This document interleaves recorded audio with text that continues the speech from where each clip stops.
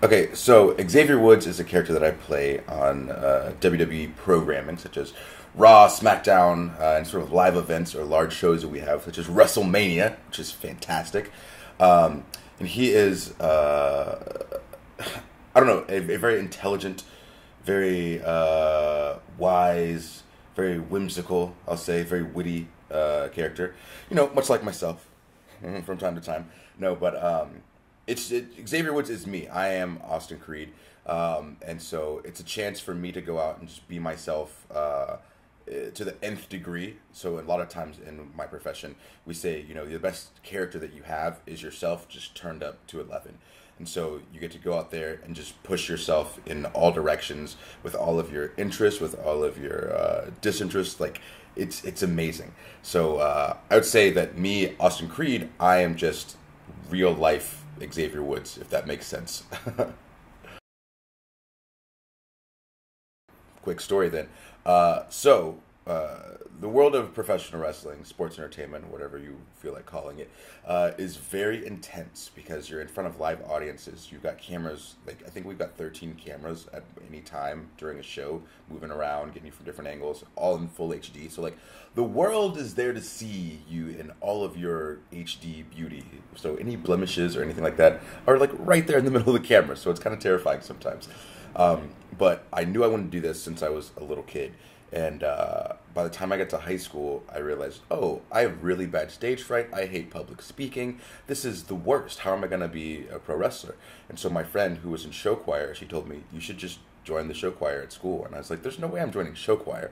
Because I played football, I wrestled, I conquered that stuff. I was like, okay, I can dwell in the land of sports. You know, coming from games and then getting over my fear of people in general by playing sports.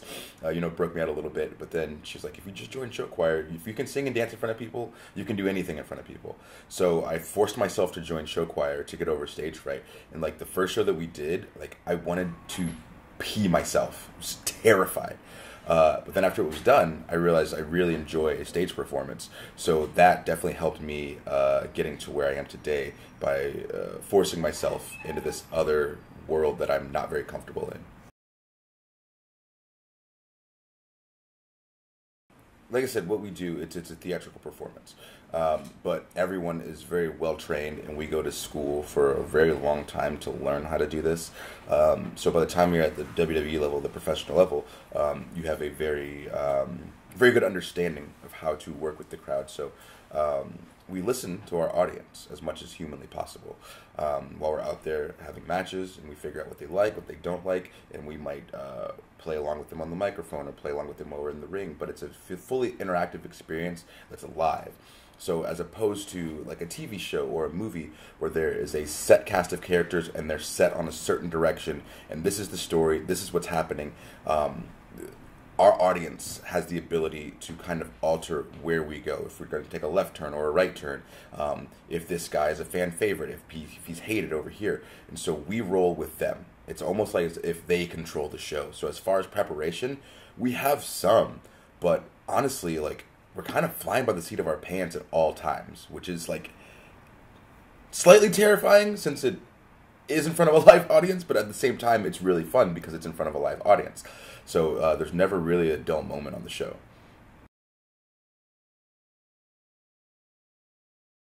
So we used to be. Now we've been good guys for like the past year, I guess I would say. But we had like ebbs and flows. So when we first debuted, people didn't like us because what we were doing was ridiculous, and they didn't really latch onto it. So like this hatred began to bubble, and then we kind of embraced that and went with what we were feeling from the fans, and then going on a certain arc and them getting to know us and our like ridiculous villainous antics. People kind of got into it. So then they went from hating us to loving us. And so right now we're on the good guy curve of things, and so we'll see how that plays out in the next few months or year or so.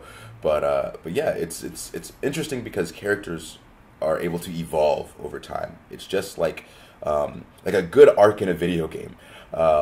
You might have a guy who's a good guy, and then after a while you realize, oh my god, back in the day, like he killed my father and burned my house down. It was him, and like now he's a bad guy. You know what I mean? So like you go from trusting and like loving these characters to hating them and despising them, and vice versa, and it flips back and forth constantly. but yeah, that's kind of why I love wrestling so much, is because it is so equatable to video games. Because I don't know, I liken my group to being like in any sort of like MMO situation, because we have so many characters and so many people, and we're traveling the world. So I'm with two other guys, so we've got a party of three. We've got our tank, who is Big E. We've got like our agile like trickster, who's Kofi, and then we got me, who's the bard.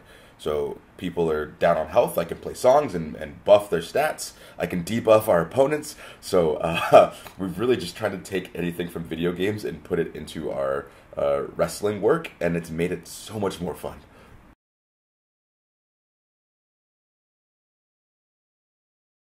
Okay, so the origin of my name, I got it maybe like 2 months into my WWE tenure, I guess we could say.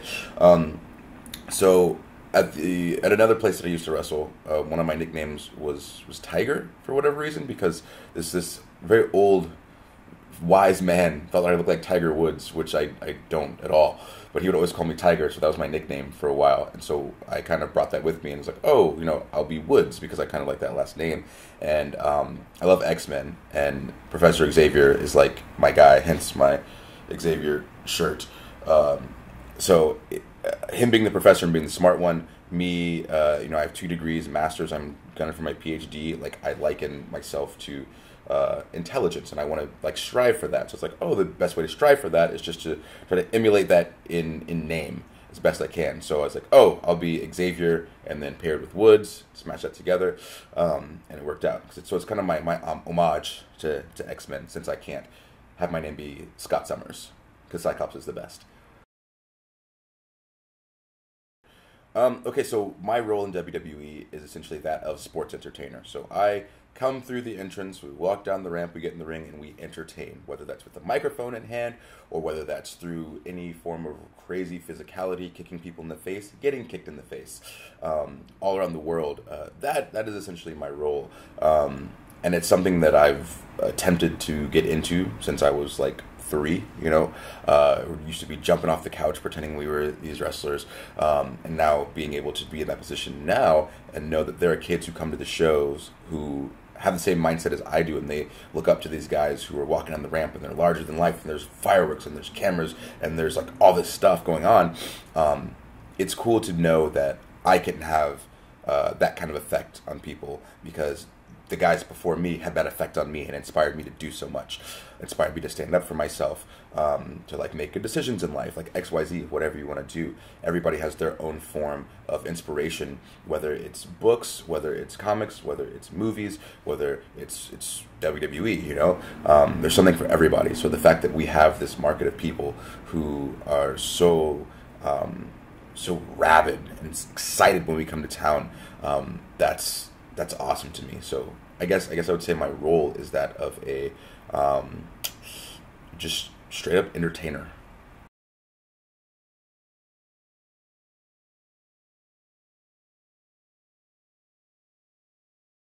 Yeah, so we started Up Up Down Down in, I believe, June of 2015. So our launch date was E3, and so it gives us like even more reason to go to E3, because it's our birthday, and we mask it as, hey, we have to go celebrate our annual thing at E3. So we're like locked in. That was the way to do it. But with the channel, so I wanted to originally do a show where, like on the Travel Channel, they have people who go to random countries, and they're like, oh, you're eating chocolate-covered bugs, or you're eating this random delicacy over here. Or like, there's this restaurant in Paris, or this restaurant in Chicago. Go check those out when you're there. As we travel, find different arcade bars, literally wherever we go. All across the States, in the UK and Australia, like everywhere, I find these arcade bars because I love them. And I always end up talking to the owner and asking them where they got other cabinets from, like why they decided to build the place, like the whole gamut, and end up usually becoming pretty good friends with the people. And so my thought was, why don't we just bring a camera crew and talk to them, and get tons of footage of the bar, of all the games, and make like a Travel Channel show. So it's like, when you're in Chicago, go to Euphorium. When you're in Atlanta, go to Battle and Brew. When you're in San Francisco, go to AFK, so that people know that these places exist, because while they're still on the rise, I feel like there's still a lot of people who don't know about them.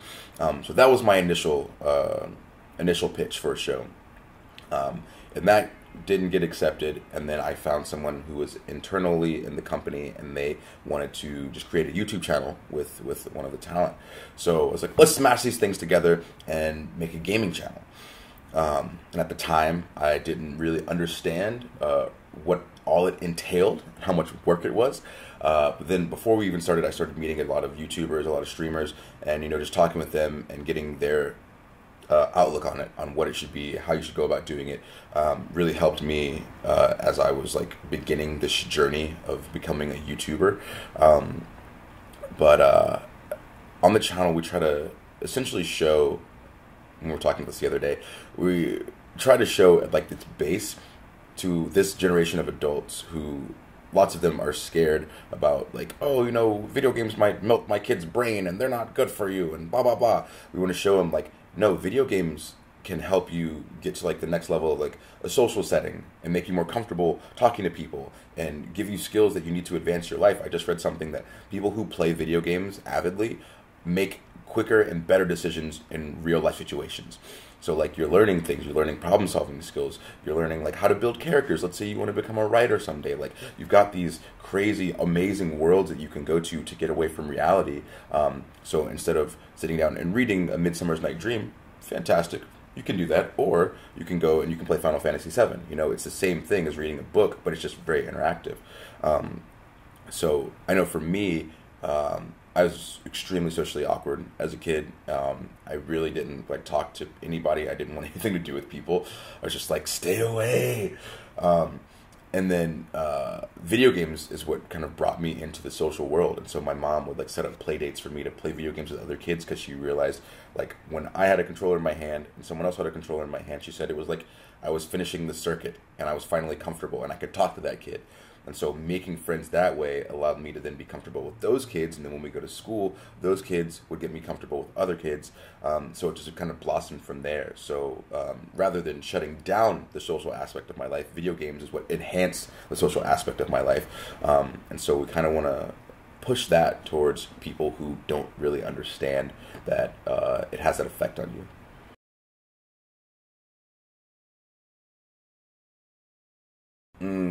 Okay, so people I look up to from a wrestling standpoint. So as a kid, my favorite wrestler is this guy named Flash Funk. Another name he had was Too Cold Scorpio. He, to me, was like the epitome of entertainment and like wrestling, because for those people who don't know, he was a character who came out and danced and had a good time. And normally those characters are just complete like jokes, and they're never taken seriously in the actual wrestling realm. So he was the first guy that I ever saw that was able to like dance and be entertaining and fun, but then also like get it done in the ring and be taken seriously, because he was amazing. And so that's kind of like what I've been chasing my entire career, and we found it in this group, the New Day, with Kofi and E. So I'd say that's my wrestling inspiration. And then YouTube inspiration. I don't know. There's so many people that I watch and like enjoy and have been able to like meet and learn from. But I guess I would say the person that has helped me the most would be a guy by the name of Chris Danker. His channel is Dank Ops. YouTube, he streams, he does games, he does movie reviews, all sorts of stuff, unboxings. But he's he's definitely the first like YouTube personality that I met that I sat down and like started watching and like studying after I met him, because I was like, okay, this guy, we're pretty similar in a lot of things, and just figuring out how he does things has helped me a lot and shape the way that I do things, because he's been in the YouTube world for way longer than I have, but he's been a great help, and it's been amazing getting to know him and like watch him and his channel grow even more over time.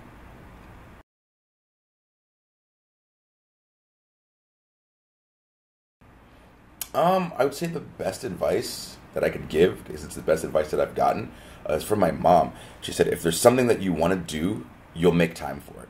So I feel like a lot of times people say, oh, I want to do this or I want to do that. For me, I always say, I want to learn Japanese. If I actually wanted to learn Japanese, I'd actually sit down and study.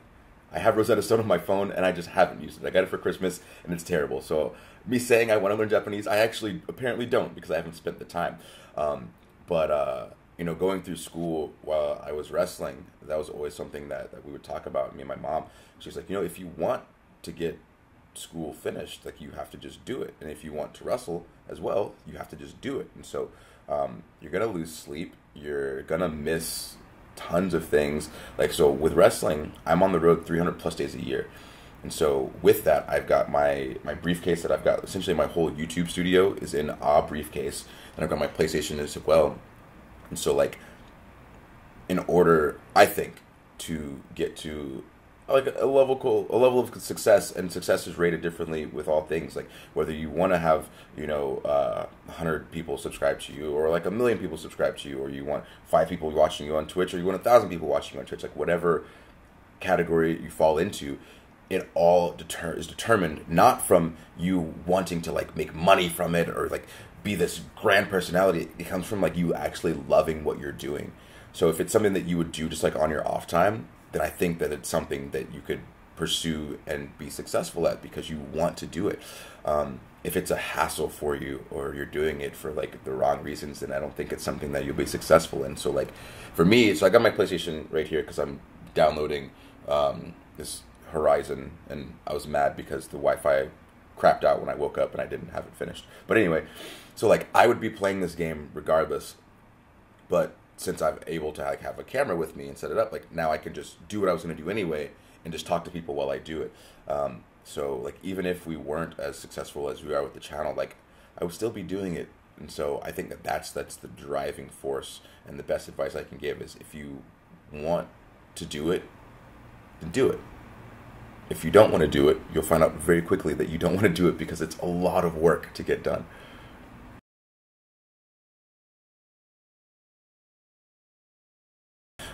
So I've never been to South by before. So this will be my first time. But I've just heard a ton of like amazing things about it, that it's just the most grand festival in the history of the world. But the fact that like tons of stuff keeps getting added to it every year, and more people are coming down. So from what I've heard is that it's a very good place to meet people who are not in your realm of work.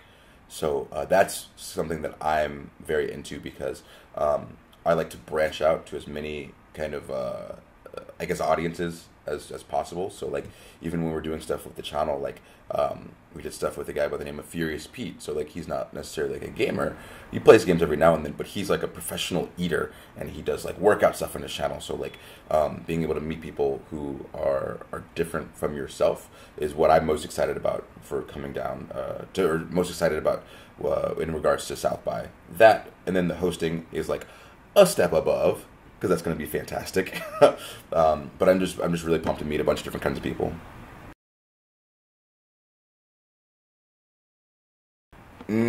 Surprises for the South by Southwest Gaming Awards.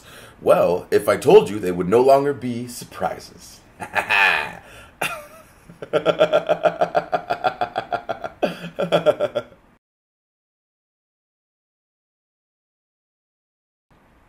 All-time favorite game, Mario Kart Double Dash on the GameCube. It's the most replayable game that I've ever played in my life. So to the point where in high school, I was in high school when it came out. So I had like a 3-year long relationship with a girl, and what we did was play Double Dash every single day. Like we're untouchable. Like if we're, because you can put people in the cart at the same time, like on 2 different controllers. Like even in that mode, like there's no one who can touch us. It's absurd. So like to the point where I still play the game today. So I'm a Double Dash guy. Nights into Dreams, favorite game on Sega Saturn. That game is fantastic. And then current stuff. I don't know. I'm really into Mobius Final Fantasy right now. So it's like the mobile Final Fantasy game. Because they just released a bunch of Final Fantasy 7 stuff for it. Because that game is very near and dear to my heart. Then I have to go Windjammers. If you haven't played that, you need to. Anyone watching, please go play Windjammers. They're re-releasing it on PS4, and you'll be able to play online. There'll be ranking systems and all that, and it's going to be like, oh, it's going to be so good. Yeah, those are definitely my favorites across the spectrum of my gaming life.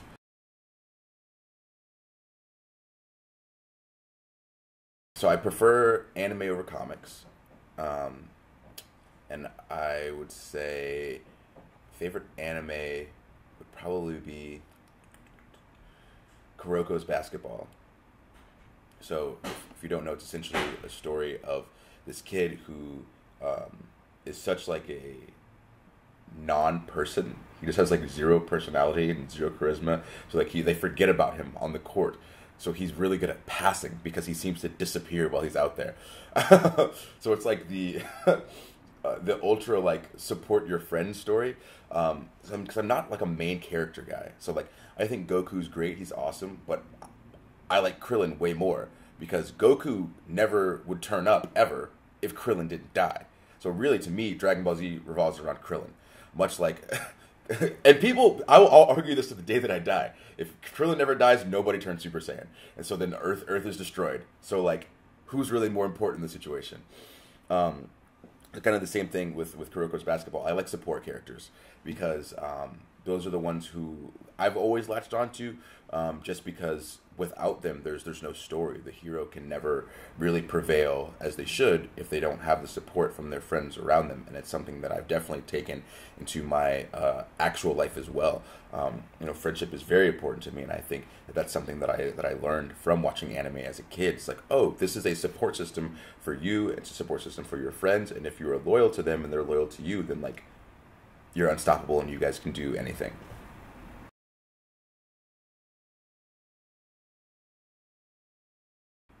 So I've known both of them for a while. So when I was trying to get hired, I actually okay, this works in the fun fact, I guess. I can just tell this story. So when I was in college, I really wanted a job with WWE. So they had what's called a developmental territory, which is where you kind of go before you go to TV. They had one in Georgia. I was in school in South Carolina, so I talked to a bunch of my professors, my psychology professors, and they're like, yeah, you should go do this. This is a great idea. Don't do this. Don't follow my footsteps. I cut class that day, and I drove down to Georgia with my resume. No, I have a master's now. So I drove down to Georgia in a three-piece suit. I had a resume in my hand, and I drove down to their area. And I legitimately just walked into the building with no plan and had my resume in my hand. I was like, oh, hey, I'm 19. Can I have a job? And so, yeah, literally, it's like, in movies when like the wrong person walks in the party and the record stops. That's exactly what happened. Everyone just turned and looked at me. But one of those people who turned and looked at me happened to be Kofi Kingston. So I ended up knowing one of the head people there. I went to high school with his niece. So he kind of cleared the air. He's like, oh, it's cool. He's fine. He's coming to drop his resume off. I was like, oh, thank God. I had no clue you were going to be here. So they passed my resume off. And then the next day, that territory was ended and moved to Florida. So I had like no chance. Fast forward like a year or two later, I'm on like vacation, which by vacation meant I'm just driving to Florida to find where this developmental area is again. So I hunt it out. I walk in with my resume in hand again, and the same thing happens. Record stops. We're like, why is this guy in the building? Like, where's security? And again, one of those people was Kofi Kingston. So I hand off my resume. I don't hear anything for a while. Stuff happens. I go to Japan for a little bit, come back, and then WWE is like, yes, we want you to work for us. So fast forward a few more years, I've become friends with Big E. Kofi's there, and he starts telling people this story about how he saw me try to get my job like twice at completely random instances. And so whenever we talk about like, oh, do people really want to work like with WWE, or do you want job X, Y, or Z? Like, if you want it, like you have to grind so hard to get it. And there's like good people who will see you working, and once you finally get there, like they understand what you've put in to get there. Kofi and I have always kind of had this like respect situation. Me respecting him, obviously, because of the things that are amazing that he's done within wrestling, and for like young African Americans coming up in wrestling, and him towards me because he's just seen like how hard I will work to get something that I want.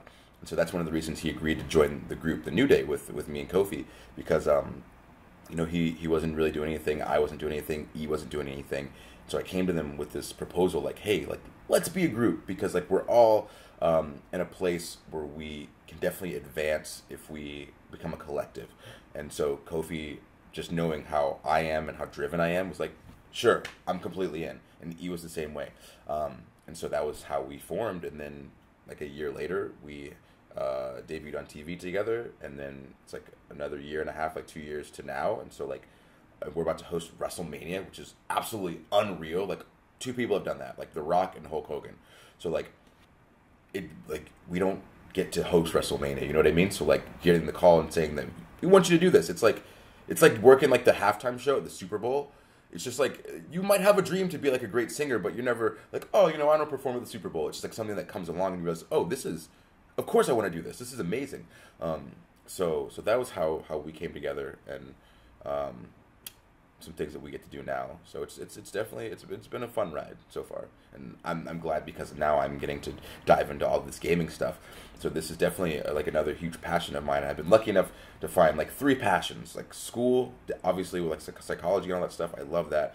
And wrestling, something else that I love, but then games as well. So I've been lucky enough to find 3 things that I'm like equally passionate about, and I've just had a blast, like finally coming into the gaming world and meeting people, making this YouTube channel, getting to host South by Southwest. So like it's like a very humbling experience that's also like very exciting at the same time. So it's a very exciting time to be alive.